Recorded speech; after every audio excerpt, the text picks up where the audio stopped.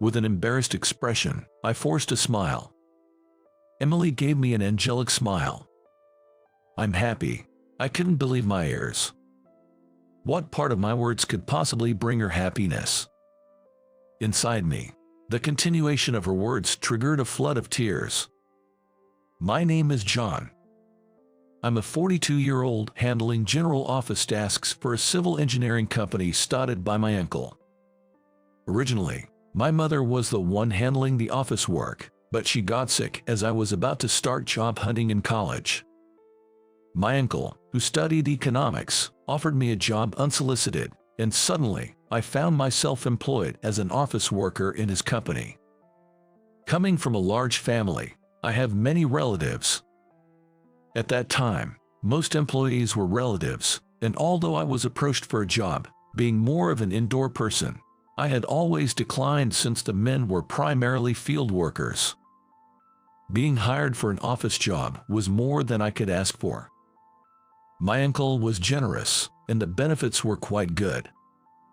However, despite the increase in field workers, he did not hire more office staff, so I am still the only one, which is quite exhausting. And now, I am lying in a hospital bed. I was called in last minute to participate in a local volleyball tournament, where I ended up tearing my Achilles tendon and just had surgery. Today is the anniversary of her death. Alone in the hospital room, I sighed to myself. Then, I placed a photo frame from my bag on the bedside table. Sorry, Laura, I can't visit your grave on your death anniversary. I'll come once I can walk again, so please forgive me.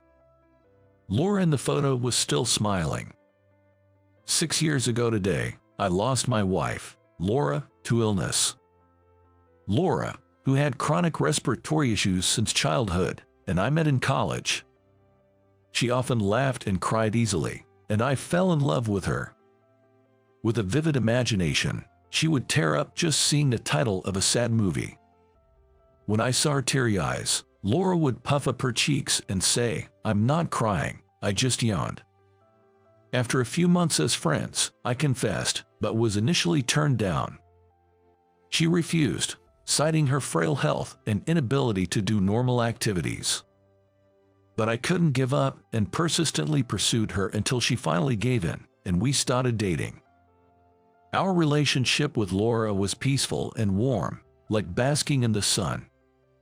We couldn't do active dates like beach trips in summer or skiing in winter, but renting DVDs of our favorite shows and watching them at home. It was perfectly comfortable. When I proposed, she resisted even more intensely than when I asked her out. Especially the fact that she couldn't have children was a reason for her repeated refusals. But for me, it was all about wanting to be Laura's husband. It wasn't that I wanted to be a father to a child with Laura. I just wanted to be with her forever, so I wanted to marry her. It took a year of persistent persuasion with a ring in hand for Laura to finally give in. Our married life that we finally achieved was also very peaceful. She occasionally had episodes, but Laura's health was good, and I believed we could enjoy these tranquil times even as we grew old together. That's what I thought. Until 6 years ago today. When I returned home from work, the room was dark. I thought she might be out, but even when Laura went out, she made sure to be home by the time I returned. With a sense of foreboding, I rushed to the living room. Opening the door, I found Laura lying on the floor. Just lying down for a bit. Wow, is it already night? I fell asleep. I hoped for such words from Laura.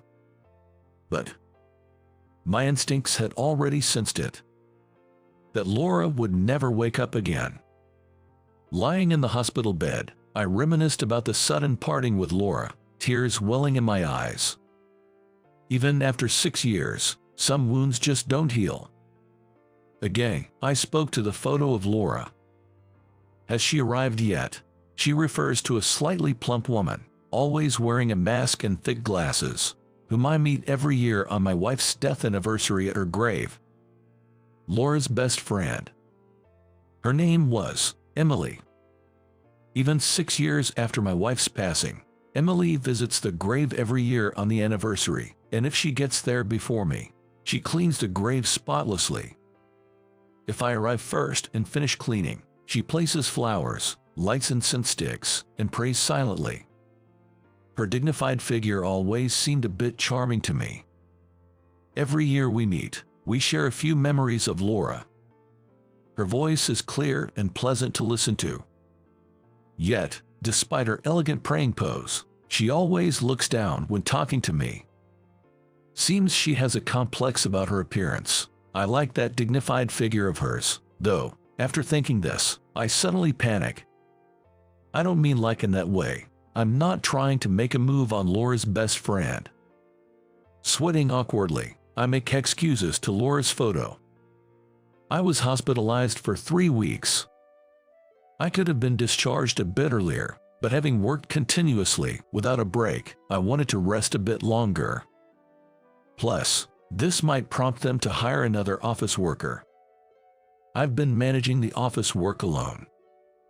Being away for 3 weeks, they would have to hire someone, right? I had hoped for that, but then I got a call from my uncle saying, "We hired a temp while you were away." That news left me disappointed. I was told to expect calls or emails if there were any issues, but not once did I receive either. On my first day back, I arrived at the office early in the morning.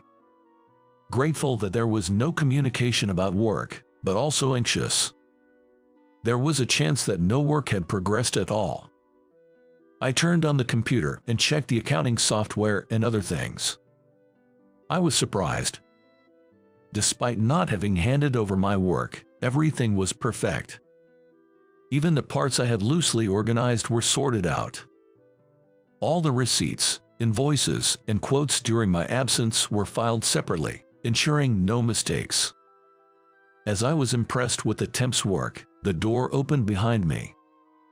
The field workers were all gathering at the site today, so the person who opened the door had to be the temp. I turned around quickly to see who it was. There stood a slender, clean-looking beautiful woman with her hair tied back. As soon as I said, "Nice to meet you, I'm John, in charge of the office here. You're the temp, right? Well, I'm surprised. I was worried since I hadn't heard anything, but you've progressed the work so much." She seemed a bit shocked and only said "excuse me" before rushing off to the restroom. Did I bother her by blurting out everything as soon as she arrived? I stared blankly at the restroom door for a while, but then thought it's rude to stare at a ladies' restroom, so I refocused on the work. A few minutes later, the woman came out, dabbing her eyes with a handkerchief, and said, "I couldn't meet you because you were hospitalized." Confused, I waited for her to continue. "My name is Emily, you know, Laura's friend." Hearing this, my eyes widened in shock. "What? The person who visits Laura's grave every year?" My voice unintentionally got louder. Emily slightly looked down and nodded. "Wow, what a coincidence. I didn't notice at all. Have you lost weight?" I blurted out, surprised, as she had appeared a bit plump when we met at the grave. Seeing her remain silent, I realized I had said something quite insensitive. No, sorry. It's not right to comment on a woman's body shape, but hey, you're quite beautiful without the mask, aren't you?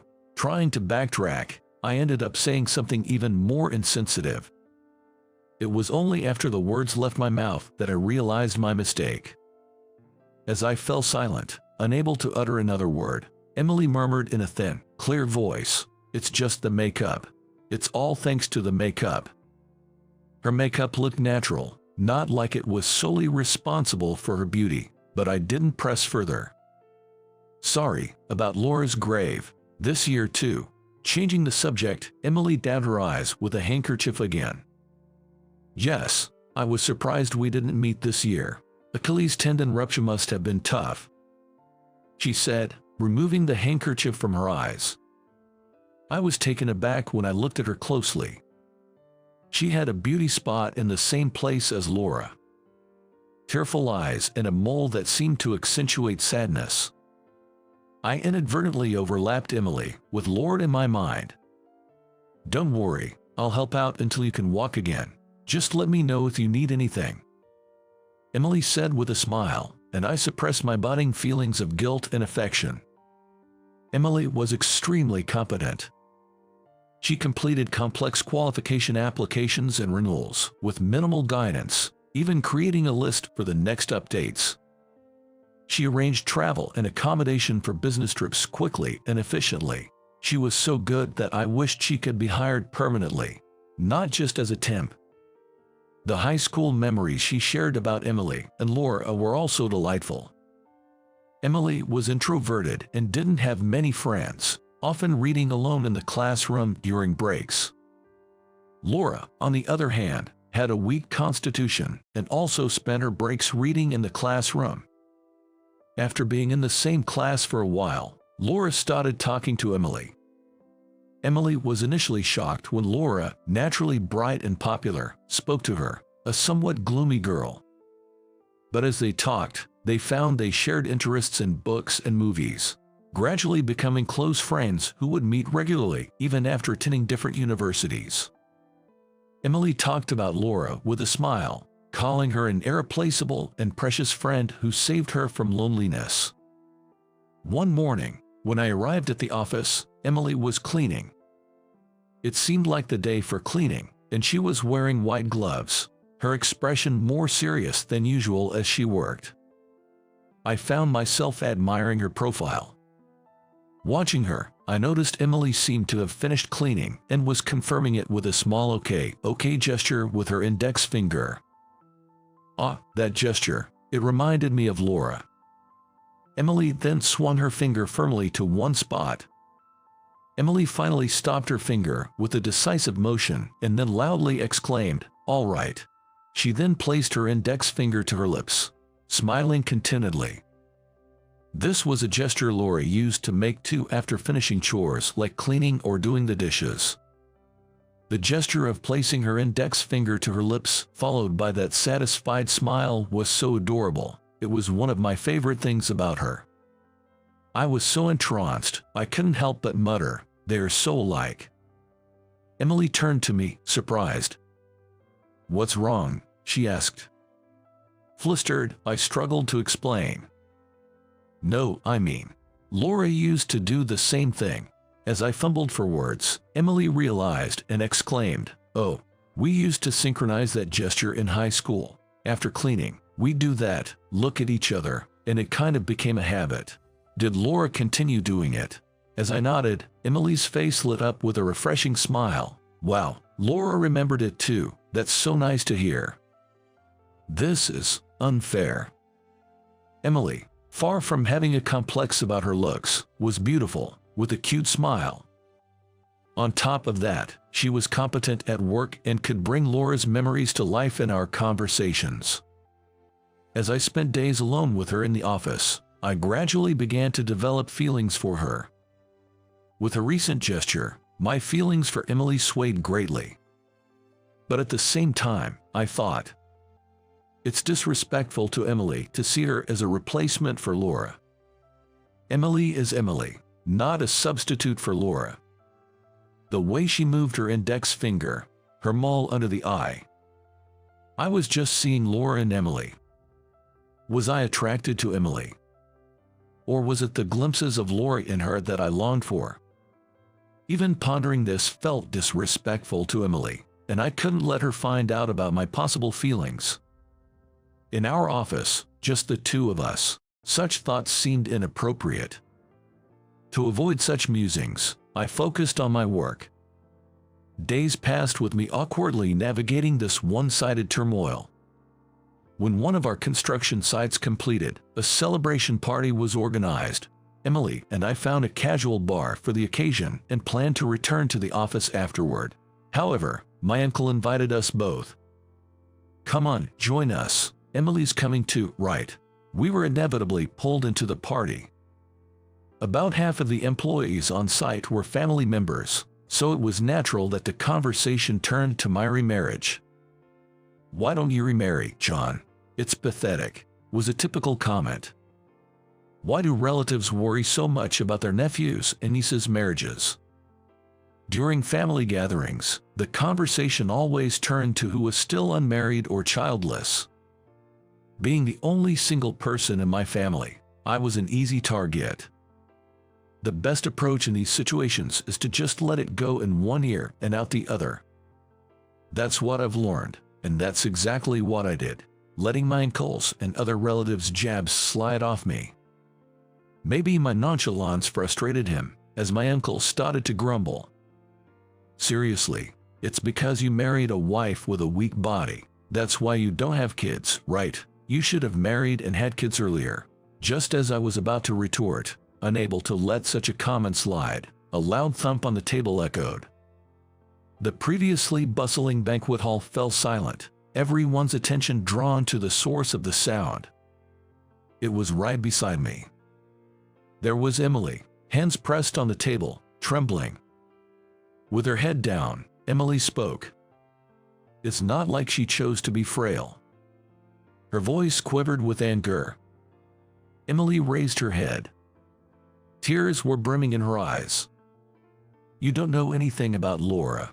You don't know how much I loved her. Not being able to have children, that was the thing. The thing Laura was most concerned about. Don't talk about it so lightly here," Emily blurted out all at once, catching her breath. Then, she glared at my uncle, the president of the company. Pathetic. I've never met a man as wonderful as him. He never misses a visit to the grave every year. He can even share memories with a somber, plump woman like me with a smile. A man who can work well and treat everyone equally. How is he pathetic?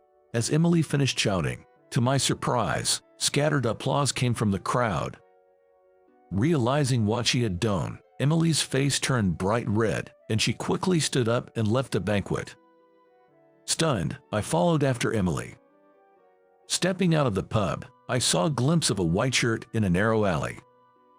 There was Emily, crouched down. As I approached quietly, she reacted to my footsteps and pleaded without looking up, "Please don't come near, I'm sorry." "Thank you." As I softly muttered those words, Emily looked up. Tears were streaming down her face, and the handkerchief in her hand was completely soaked. "About Laura, you've said everything I wanted to say. I'm really thankful." I expressed my gratitude. Emily managed a slight smile on her lips. And then, I wondered, is it okay for me to reach out to her? And, thank you for standing up for me too, I said timidly. Emily smiled gently. "Laura told me, if I go first, please look after John. I'm glad I could keep that promise," she said. As she spoke, her face, still tear-streaked, lit up with a broad smile. Her gesture mirrored Laura's smile in the album. "This is hopeless," I thought, sighing and squatting down next to Emily. "I'm not that great, you know. Far from being honorable, I might be the worst," I muttered. When I murmured that, Emily turned to look at me. Her face, filled with a puzzled expression, was adorable.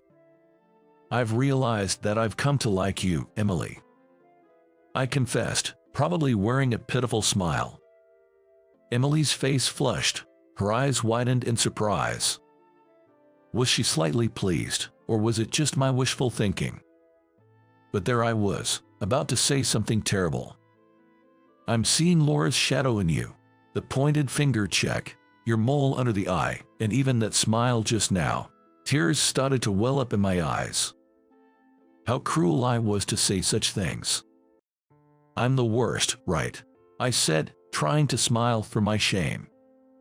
To such a despicable man, Emily offered an angelic smile. "I'm happy," she said. I couldn't believe my ears. How could she find anything to be happy about in what I just said? "In me, you found a trace of Laura that makes me happy," she continued. I was overwhelmed with tears. Where else would one find such an angel? Emily's clear voice floated down to me as I sobbed. "I've always liked you, John," she admitted. Shocked, I looked up to see her flustered. "No, not like that. Not when you were married to Laura. I realized it later. Probably first at Laura's funeral, she clarified. I remembered that funeral. I must have looked like the epitome of a pathetic man. I saw you crying so openly and thought, he truly loved Laura. I was envious of her, being loved so much, she said. That someone saw my weeping in such a light. I bowed my head again, wiping away the tears. I thought that was it, that we wouldn't meet again. I was so surprised the first time we unexpectedly met at the grave. As I spoke, Emily listened with a gentle voice enveloping me. Each year, just once. Meeting at the grave, my feelings would surge every time. But I had always kept a lid on those feelings, telling myself it wasn't right to fall for my best friend's husband. I wasn't pretty, and I was overweight. You were always kind to me, even if we only talked once a year. I thought I shouldn't fall for you, she confessed. I shook my head. Sure, you were a bit chubbier then. I began but sensed her mood drop. But Emily, your dignified look when you prayed at the grave, it really got to me, I said. Her face turned a deeper shade of red.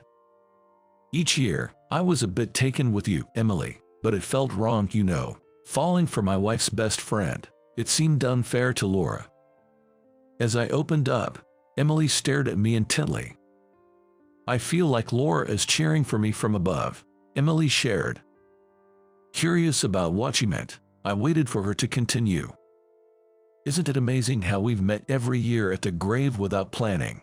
I never waited or arranged to meet you. It just happened, she explained.